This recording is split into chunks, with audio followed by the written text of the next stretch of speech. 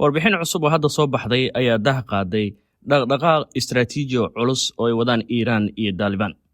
Wargeyska Telegraph ee ka soo baxay Ingiriiska ayaa ka soo xigtay saraakiil Iiraani iyo Afghanistan kuwaasoo shaaca ka qaaday in Kabul lagu qabtay kulan qarsoodi ah. Kulanka waxaa ka qayb galay xubno ka tirsan hoggaanka ciidanka ilaalada kacaanka Iiraan oo ah kuwa ugu sarreeya ee dhinaca militariga iyo hoggaanka Taliban ee xukuma dalka Afghanistan.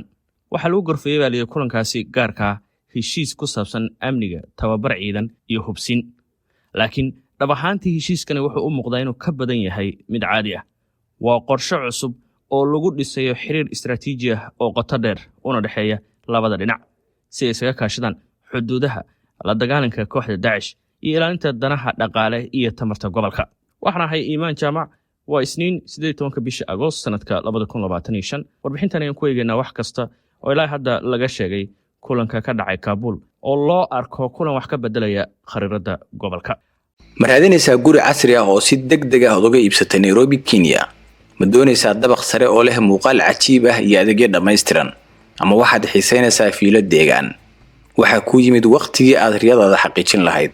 Shirkadda Raad Property ayaa ku haysa xal kasta.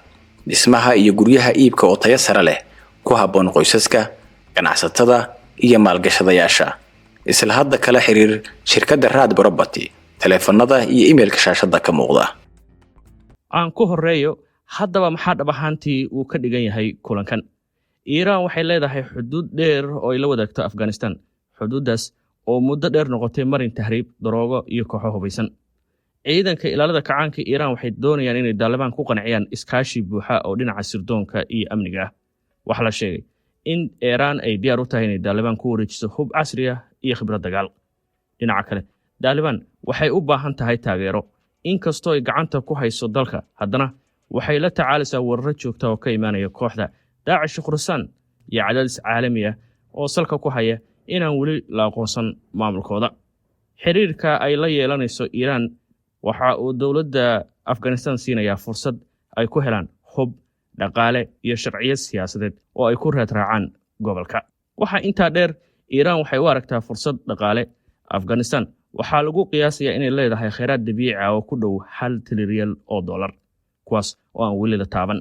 Tehran waxay rabtaa saami ay ka hesho kheyraadka iyadoo adeegsanaysa xiriirkeeda cusub. Balse waxa muhiim ah inaan dul istaagno waxyaabaha ka dhacaya Afghanistan. Mareykanka ayaa isku dayaya dadaalna ugu jira inuu halka dib ugu laabto.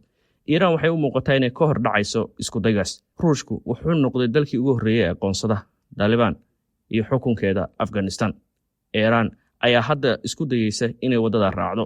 Waxayna u muuqataa mar kale in ay xudun u noqotay loolaha quwadaha ama loolanka quwadaha ugu jiraan dhinaca istaraatiijiyadda Afghanistan.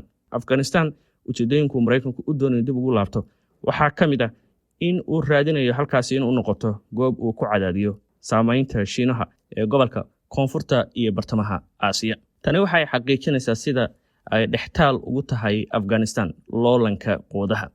Taliban tan iyo markii xukunka ay la wareegtay kadib dagaal dheer oo la gashay isbahaysigu Mareykanku hogaaminayay ee NATO, waxa ay dib ula wareegeen xukunka iyagoo isku bilaariyay dalka. Weli waxa ay la kulmaysaa Afghanistan cadaadiska caalamiga oo saameyn ku yeeshay dhaqaalaha. Balse quwadaha bariga waxay hadda u muuqdaan inay doonayaan noqdaan kuwa kaga horeeya goobta istaraatiijiga reer galbeedka. Hadda in Iiraan ay doonayso inay hubayso Taliban, taasina waxay bixinaysaa tilmaam kale oo istaraatiiji ah. Iiraan waxay caan ku ahayd hubaynta iyo horumarinta kooxaha ay ku leedahay bariga dhexe. Goob kale oo istaraatiiji ah ayaa loo arkaa oo la mid ah bariga dhexe ama laga filan karo iskoormaadyo iyo loolan xoog leh oo quwadaha ah inay noqon karaan Koonfurta iyo Bartamaha Aasiya.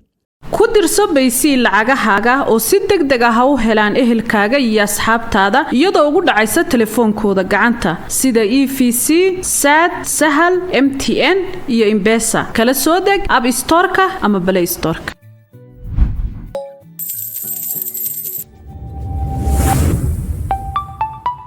inay hadda joogitaan ku yeelato Iiraan Afghanistan oo ay u ballan qaado Taliban inay hubayn doonto, taasi oo dabcan markiiba kugu soo dhacaysa in Iiraan ay halka geyn karto gantaalada iyo diyaaradaha duuliyaha lahayn. Taasi waxay siinaysaa awood Taliban, sidoo kalena waxay geynaysaa Taliban bar ay ku gorgortamaan oo ay uga hortagaan cadaadiska galbeedka iyo dalalka Carabta uga imaan kara.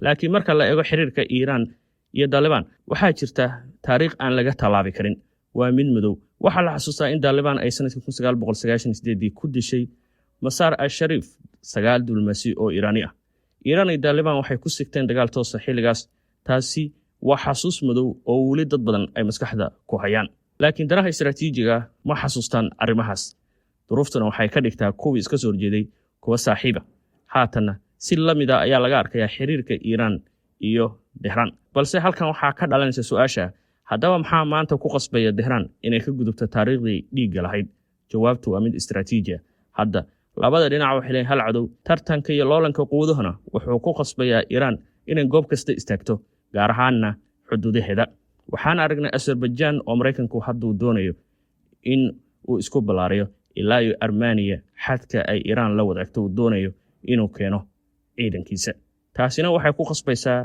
Iiraan inay ka gudubto xadkeeda oo ay noqoto midda dhex joogta dalalka xadka ay la wadaagto halkii cadowgeeda u imaan lahaa waxaa kaloo jira walaaca Iiraan ka qabto isbalaarinta Daesh iyo inay Daesh noqoto wax lagu cadaadiyo ama lagu dhibaateeyo amaanka Iiraan kooxdan ayaa weerar culus ka geysata Afghanistan iyo xuduudeeda waxayna halis weyn ku tahay Shiicada iyo danaha Iiraan sidaa daraadeed labada dhinac waxay u arkeen iskaashigan laga marmaan si loo wiiqo awoodda Daesh haddii heshiiska hirgalo wuxuu noqon karaa mid wax ka bedela isku dheelitirka awoodda gobolka waxaana suuragala in la arko isbahaysi cusub oo saddex goosooda ay ku jiraan Iiraan Taliban iyo Pakistan taasi waxay noqon doontaa halis weyn oo ka dhana xeeladaha reer galbeedka waxayna siin doontaa Tehran gacanta ay ku xoojinayso saameynta gobolka laakiin halis kale ayaa jirta Sacuudiga iyo Imaaraadka Carabta horay waxay uga caroodeen balaarinta saameynta Iiraan waxayna u arki karaan heshiiskan mid ka dhana danahooda sidoo kale mucaaradka gudaha Afghanistan ayaa laga yaabaa inay ku tilmaamaan xiriir khaldan oo sii xoojinaya awoodda Taliban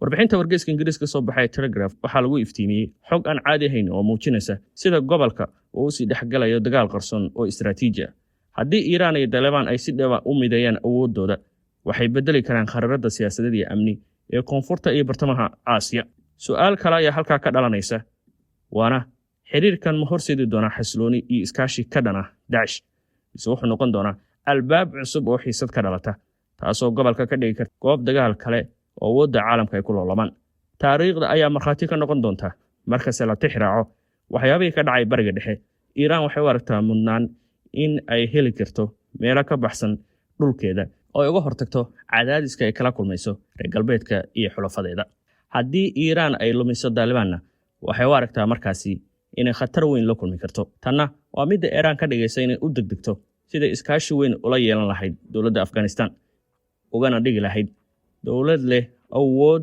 ay ku gorgortami karto ugana hortagi karto khatar walba iyo cadaadis kasta uga imaan kara reer galbeedka iyo Carabta kuwaasoo si dhab ah uga soo jeeda in Iiraan ay isku balaariso gobolka Iiraan waxay u muuqataa inay furayso furin kale isla markaana ay doonayso cadaadiska ay ka waday bariga dhexe mid la mid ah inay geyso koonfurta iyo bartamaha loolanka quwadahuna meel kasta ayuu dunida hadda ka soconaya taasina waa sababta loo arkayo in quwadaha tartanku uu ka dhaxeeyo ay u degdegayaan siday u tagi lahaayeen goobaha istiraatiijiga ah ugu dambeyntii haddii aynu warbixinteena soo gabagabayno taasoo diradda saaraysay amniga sirdoonka istiraatiijiyadda sidoo kalena daha qaadaysay sida Tehran iyo Taliban ay u dhiseen xiriir cusub oo qoto dheer waxaan kaaga tegayaa maxaad adigu ka aaminsan tahay ma yahay iskaashigan mid nabad horseedaya mise waa dagaal cusub oo gobolkaasi gilgili doona